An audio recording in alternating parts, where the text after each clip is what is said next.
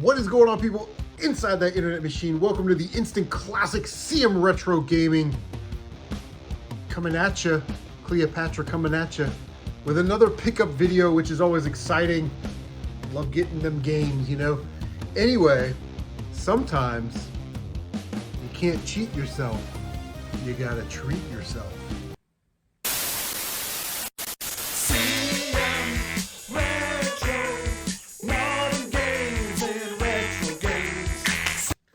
All right, a lot of craziness going on the last couple of weeks. Yeah. So anyway, we did the poll on the community tab. I asked which 6th generation console is the best console. PlayStation 2, 53%, Xbox, 23%, and Dreamcast and the GameCube had 12% apiece with 115 total votes. The thing is, though, I'm a PlayStation 2 guy. Man, I love my PlayStation 2. But all the other systems are really good. You know, like I always say that if you got into collecting now and you wanted to collect something 6th gen, just go after original Xbox exclusive games. You know, and then if you wanted something that was cross-platform like Mega Man Anniversary or Sonic Collection or something like that, that's cool too. But it would be really cool to have a complete, you know, original Xbox only exclusive titles collection. Like, that's a great console to collect for, in my opinion, the original Xbox. The GameCube, I mean, everybody likes the GameCube. I'm not a big GameCube guy, but you know, there's certainly some good games on the GameCube. It has a following. People love it. And it did some really cool things with being able to plug in, you know, Game Boy Advances and things like that. And then the Dreamcast, you know, Dreamcast is always that one that's kind of forgotten about because its lifespan was very, very short, but it does have a great library of games. And I always appreciated Sega's dedication to bringing that arcade experience home. So thank you to everybody that voted. I'm a PlayStation 2 guy for sure, but all four of the consoles in the 6th generation were great consoles. So, you know, guys, listen, I'm a gamer here. We play games. I beat Top Gear on the Super Nintendo. That was number 33 for the year. I already beat Bombastic, which you will see later in the episode. And then today I beat Run Saber on Super Nintendo. And I put together a Let's Play the Classics of Run Saber. So I will have that out for you guys to check out if you want to see what Run Saber is all about. Also, I snagged this at Goodwill. I posted this on my Facebook. Winnie the Pooh Blood and Honey. A horror movie with Winnie the Pooh and like Piglet and like, what? It was $2 at Goodwill. My first thought was, why does this need to be made? Then it was, does Disney know about this? And then 3, on my way home, I'm like, at what point would this movie deserve a steelbook? Like, so I watched it. It's hot garbage. It's one of the worst movies I've ever seen in my life. And yeah, I can't wait to send that to Retro Tiburon in a trade package next year or something like that. I don't know. But yeah, anyway, Crazy Town. All right, so it's what Buckeye Games and Flea Market. I haven't been there for a while. I was looking around. They had this on their shelf, Bugs Bunny's Birthday Blowout. It was only $10, but I heard this is a pretty easy game to beat. Obviously, I didn't have it in my Nintendo collection. And at some point, hopefully this year, maybe early next year, we'll play through Bugs Bunny's Birthday Blowout. So that's exciting. But it's always nice to add a game to the Nintendo collection, you know what I mean? All right, so hit some thrift stores yesterday. It was half off clothing items at Goodwill. So I stocked up on clothing stuff. I'm not going to show it all to you because I always stock up on the Nikes, the Under Armours, Adidas, things that I kind of find interesting, cooler Marvel graphic t-shirts, things like that. But I did find, I'm going to show you a couple things. I did find this really awesome Wu-Tang Clan hockey jersey. And I think it was like $250 or $350, you know, it was kind of cheap. And I was like, man, I thought that was cool. I never find hip-hop clothing or hip-hop branded clothing. I found some vintage, like Y2K era, The Source. Remember the Source Awards, the Source magazine t-shirts? So if I bought those, I was like, man, that's sick. None of this shit's in, well, this is my size, but the other stuff isn't in my size. The Snoop Dogg Dog Supply flannel shirt. I was like, man, gotta have it. You know, going on a supervisor's retreat, gonna wear the Snoop Dogg Supply flannel. Probably not. But yeah, so I got all that listed, and then man, I was exhausted yesterday, so I took a sleep, not even a nap. I slept, and now it's like 5:20 in the morning. So I did snag this. This is pretty awesome. It's a 2020, man, it's 11, 12-inch Godzilla, and I got that Goodwill. It was like $4, $4 for this massive Goodwill. And I know, listen, Surf Blue had his eye on this. He messaged me about it, but to ship this would be a pain in the ass. Now, if this tail came off, you know, if the tail detached, it would be easier to ship, but shipping has gotten really, really crazy. They upped the cost of shipping again on October 15th, and that's something that as a eBay seller, I monitor very, very closely, because at some point, the last time they raised the shipping, you started to see people getting priced out. You can't sell, you know, very many $5 to $10 things when the shipping's like $6. You know what I mean? People just don't want to buy it. So I think maybe not this cycle, because they're raising it for Q4 and people just buy stuff during Q4. They know that. But I think like next year, if they raise it, I mean, you can't list a $5 He-Man weapon and someone's going to pay, you know, $8 for shipping. It's just not, it's not a viable plan. But yeah, shipping's been crazy. I did go to a flea market on Maine. My God, listen to this. So I go to St. Vincent de Paul. I posted on my Facebook. You know, there used to be a time when we go to thrift stores and we didn't have to like worry about getting skunked for the day. We knew we were going to find something. Even if it wasn't the greatest game of all time, we were going to walk away maybe with a stack of games that we got for like $1 or $2. You know what I mean? And then Goodwill started making they were like $1.99. Everything was just $1.99. Then it was $2.99. Then it was $3.99. St. Vincent de Paul is basically pricing their games at just a touch under eBay. So like Smash Bros. Brawl was $12, and I think that's about a $15 game, you know. And then this Tenchu Z, which I was kind of interested in, was $15. I think that's about a $20 game.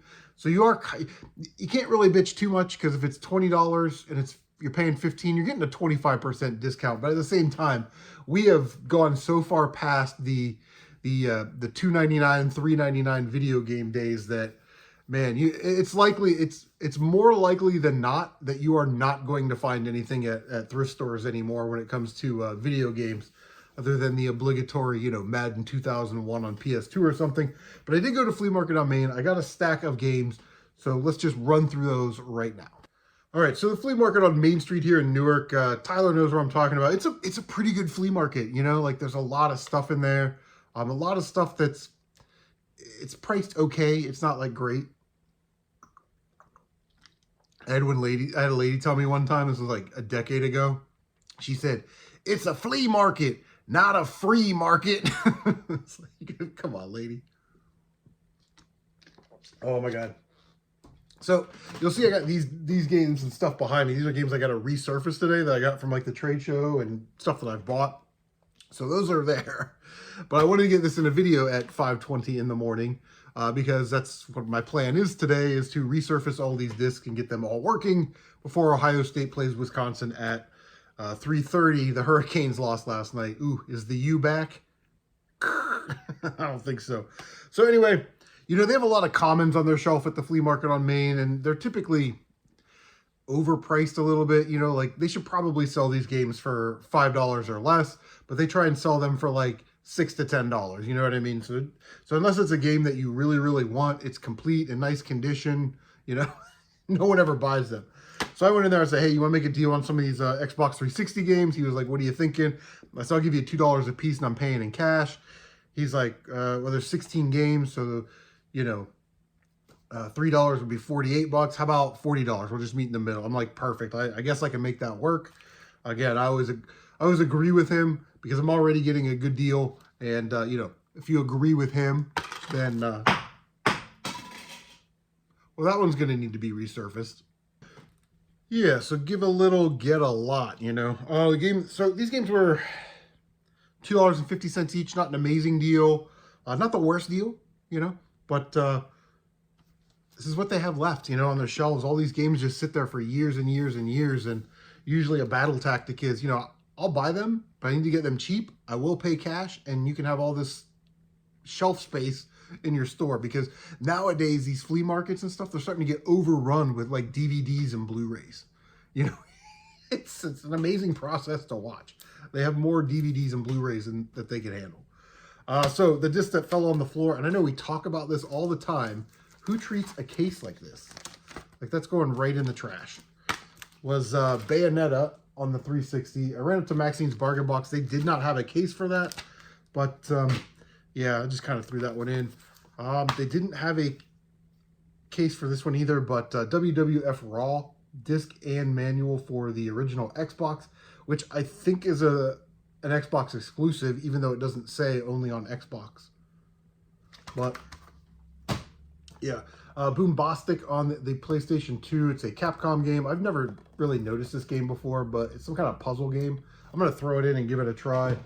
It's sealed, but the seal's kind of broken, so I'm just going to open it and play it, probably keep it. NASCAR Thunder 2004. Now these games, I got them because they were complete, mostly, and you know, they had the manuals. I don't know what I'm saying right now. It's 5:30 in the morning.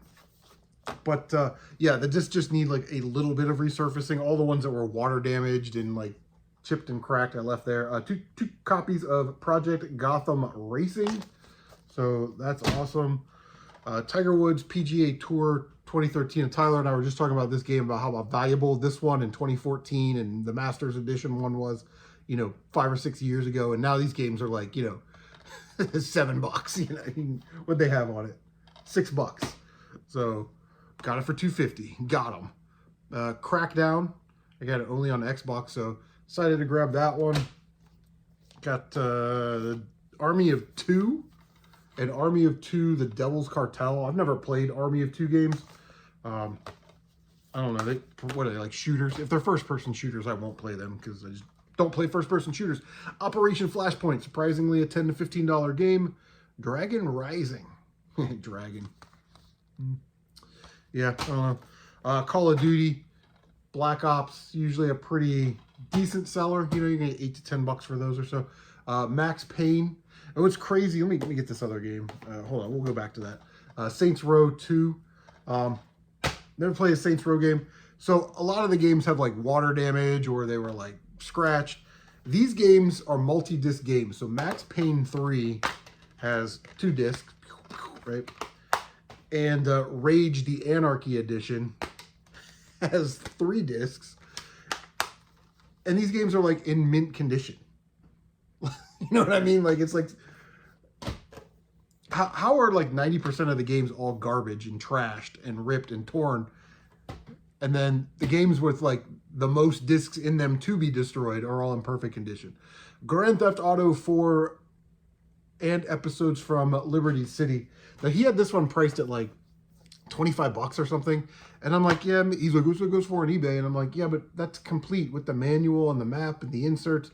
This is like disc and case, so probably more like 15, but I don't care. I got it for $2.50. We'll throw it up on the bay for 15, and we'll slowly make our money back, hopefully, and maybe keep a couple of those for the trade pile for next year's trade show. Anyway, those are the 360 games I got at the flea market on Main. All right, so here we go. Let's wrap this up. I was at Maxine's Bargain Box, greatest video game store of all time in the history of time. It's a killer store, man. If you're ever in Newark, Ohio, Maxine's Bargain Box is where you want to go. And, you know, Dave had a bunch of stuff. I went there to get a specific game. I'll show that to you last. He had a bunch of stuff. He's like, yeah, it's new trade stuff. You can look at it if you want. And he had some really nice games. And I'm like, well, I need this one. He's like, $5. Midway Arcade Treasures 2. There's a, you know, I've got 3, which is like a blue. And I think the first one is like yellow or orange or something. So I just need to get that orange or yellow one to have all the Midway Arcade Treasures. But it is kind of fun to just pop in and play the arcade versions of some of these games. You got Arch Rivals on here, Primal Rage, Timber, Total Carnage, you know, Midway Arcade Treasures. I don't know why they don't do one of those right now and just do their arcade racing games like Hydro Thunder. All the Hydro Thunder games. All the cruising games, you know. All the San Francisco Rush games. I just bought 3 new games, you know what I mean? So they had this game in their case, and I've been looking for this game. It's a game that I kind of wanted to trade for if anybody had it, but you know, it's one of those games that's getting harder and harder to find, and the price keeps going up and up and up. And they had it in their case, and usually I would take in a bunch of trade credit, give them a bunch of commons and mid games, and get this game.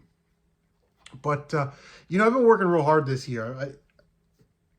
Buying and selling, you know, doing the garage sale thing, and I had some cash, you know, left over. I don't really go to conventions anymore, which is what I used to save my cash for. So trying to justify it in my head to buy for $125 Gargoyles Quest 2. So let me try and justify it. let me show you how CMRetro justifies a purchase like this. I bought Legos for 60 bucks. I sold it for 120, so I'm plus 60. A couple weeks ago, I found an overhead projector at the thrift store for $15. I sold it for 50, so plus, you know, 35 there. So we're up 95 bucks. So for $30 out of pocket, which I think is fair, reasonable, grab a copy of Gargoyles Quest 2, which is a game that I've had on my list of games that I've wanted for a long, long time and could just never really justify making the purchase. So yeah, very, very happy to have this in my Nintendo collection, and I will get played. I will play this game either this year or early next year. You know, the backlog is real, and Dave gave me this very nice Nintendo dust sleeve. But yeah, normally I wouldn't spend $125, even though that was sort of like free money that I'd kind of made flipping stuff. I still was like, yeah, I don't know if I want to give you that money. But yeah, worth it. Justified purchase. So I don't know. Sometimes you just gotta treat yourself to something nice. So there it is. Oh, I'm looking at it right over there. I found one of those old-timey Lego boxes, you know? Hold on. You guys look at that.